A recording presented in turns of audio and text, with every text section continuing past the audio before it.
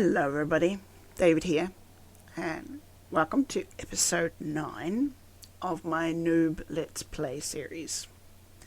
Now last episode I talked about doing the first very, very hard stuff that I'm a little bit, more than a little bit intimidated by, and the choice was redstone or potions. Now, I've done a bit of research and a bit of reading, and I tried to get my brain around redstone, because that's what I really want to do, because redstone's really complex. And it looks like there's a lot of things you could do with it that'd be so much fun.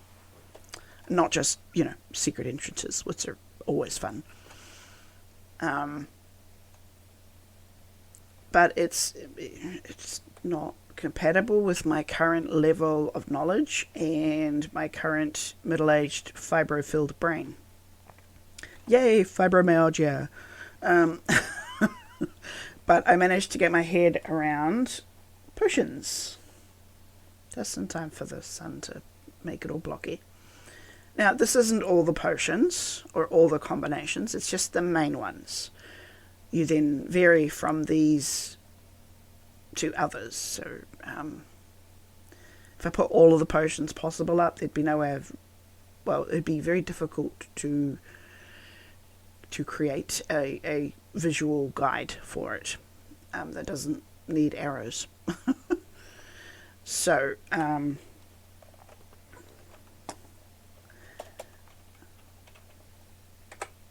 basically you start off with a bottle of water. So I need to see how much glass I've got. I might have to go a decent distance to get some sand. Put it in the array. You get a bottle of water. You put 3 bottles in the potion stand, which I nicked from a village on one of my walkabouts. And I guess technically it's not a walkabout. Tiki tour is probably a New Zealand descriptor. You add nether wart and you get an awkward potion, and then you add one of these things to the awkward potion and you make all of these different potions. And then you add I got those around the wrong way. You add a fermented spider eye, and it changes, it corrupts, it sounds funny, it corrupts these potions to be other things. And then you add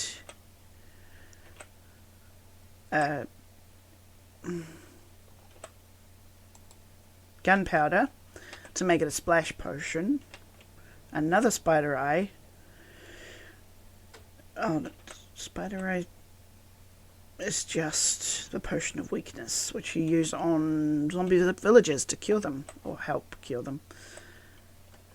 But then you also put dragon's breath with one of those potions, and it turns it into a lingering. Now, a lingering potion is you throw it, and it hits the ground, and then it sort of lingers. There's like a cloud of coloured vapour, and in that cloud, if you walk into it, you get that effect of that potion for a certain amount of time. For those that don't know, dragon breath involves dealing with the dragon. I am not ready for the dragon. It is a mid to late stage game thing. I am only in the mid, so that will come later. But a bunch of these stuff, like the nether wart and the glowstone and the magma cream and the blaze powder and blaze rods and gas tears, a bunch of these things are in the nether. So I posit that my first mission to start doing potions is to go into the nether, try and find a nether fortress, raid it without dying too many times, and go from there. Because to do it, you need the nether wart. You need a nether wart farm, because you use a lot of it to do potions. The other stuff, I can do 1 or 2 or have a go or whatever. Let's see what happens. So I'm a bit nervous because I don't like the nether. It's not a fun place. But I gotta put my big boy pants on and have a go. Because the great thing about having a computer game is that when your character dies, they respawn and you can try again.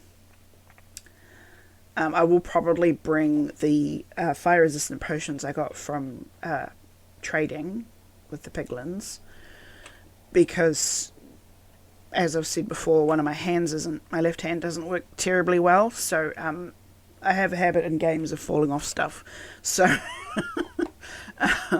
falling into lava is really easier in the nether.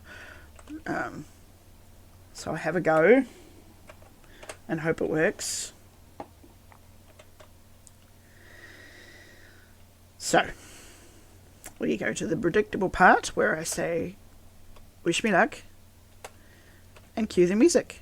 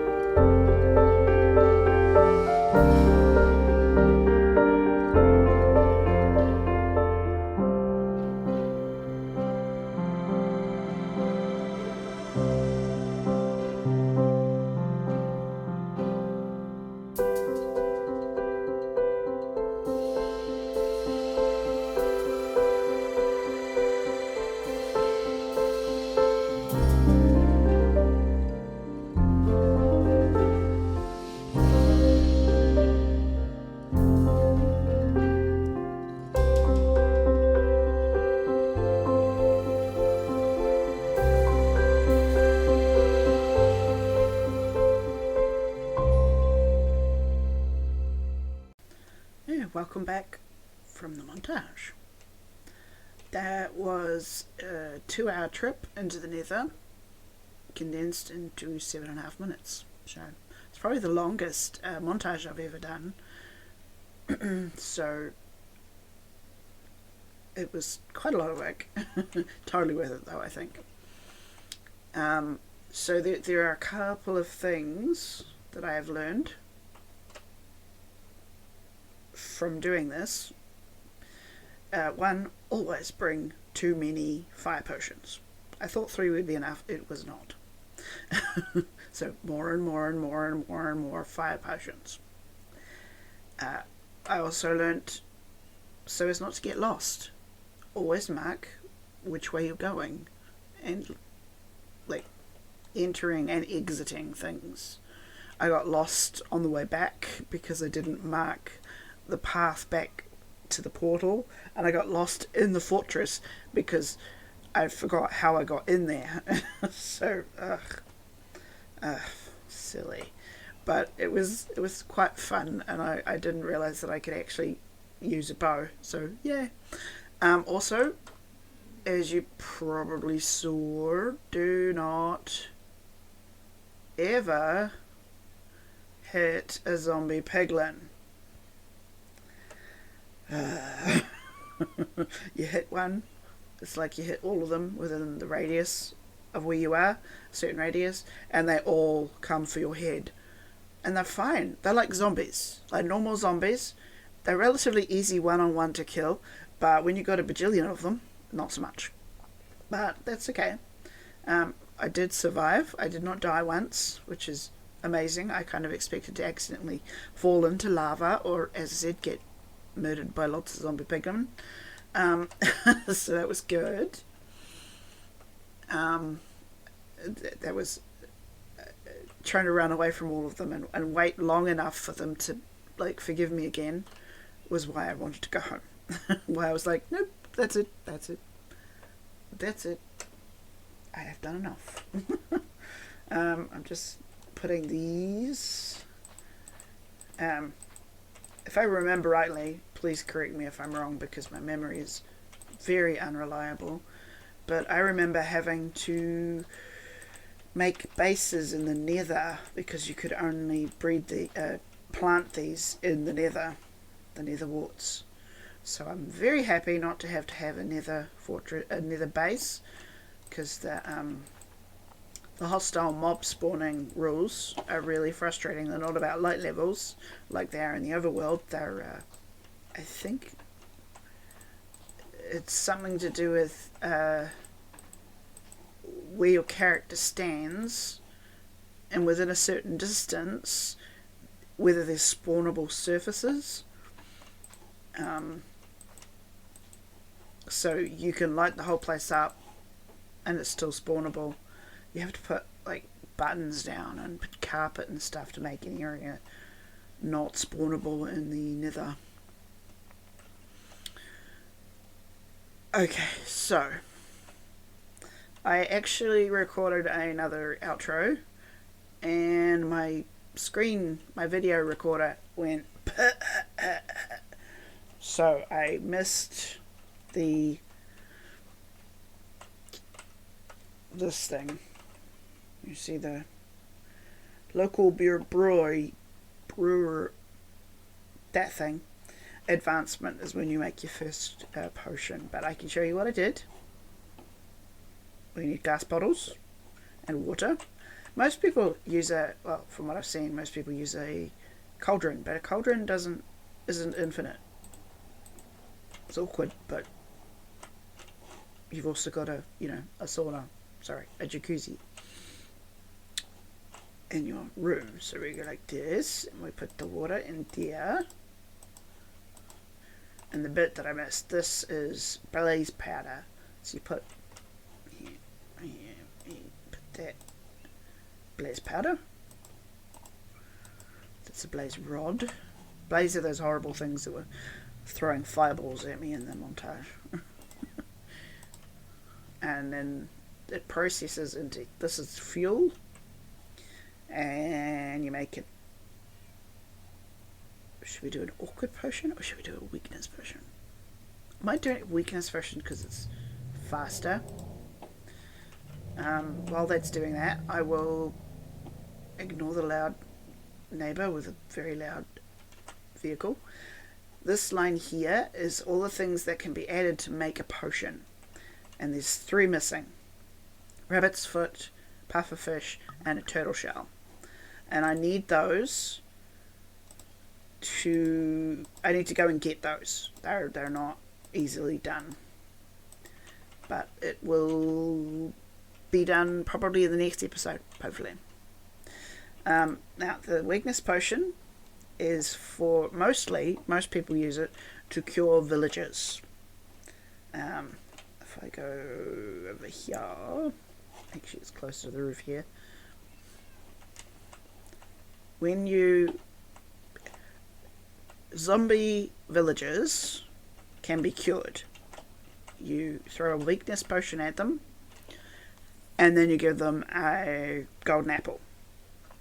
Now, a thing that I've learned on Hermitcraft, or from Hermitcraft, is that if you deliberately let your villagers get bit by a zombie and they become zombie villagers, and of course you make sure that the zombie doesn't kill the villagers, and then you kill them, their trade costs go down. And after, I think they said 3 or 4, getting cured, getting zombified and then cured, the prices go down to a really good, easy 1 emerald kind of price level. And I had mentioned earlier in another episode that I was going to look at potentially doing that at a later date. So that's why I made the weakness potions, because... Oops, crack. So we'll be doing that. Also, fire potions. 1, 2, 3. We need fire potions if we want to go back into the nether, because there's only a certain amount of everything that I've got. So to make other potions, other than the weakness potions, you always have to make an awkward potion, which has nether wart in it first. And then we wait and listen to it. Yeah. I don't know if there's anything else to talk about other than jacuzzi. Nah.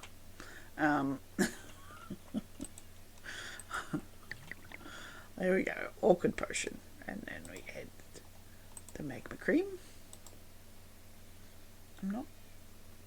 I always wonder what magma cream is supposed to be. To me, magma cream sounds like a hand cream, or a face cream, or beard cream, or something like something nice. But it comes out of those magma cube thingies. So it's probably not. It's probably acidic. Now,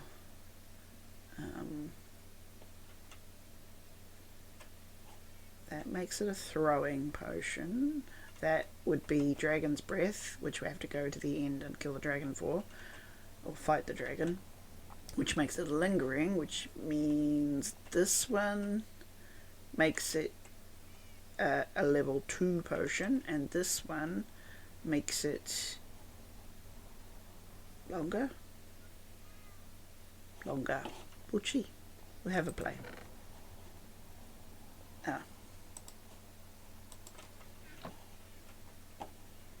We'll just have a go, see what happens.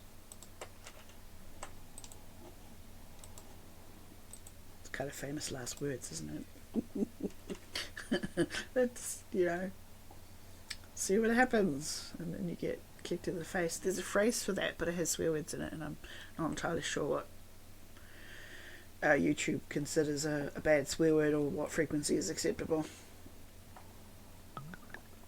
So it goes from 3 to 8 minutes. So that's helpful.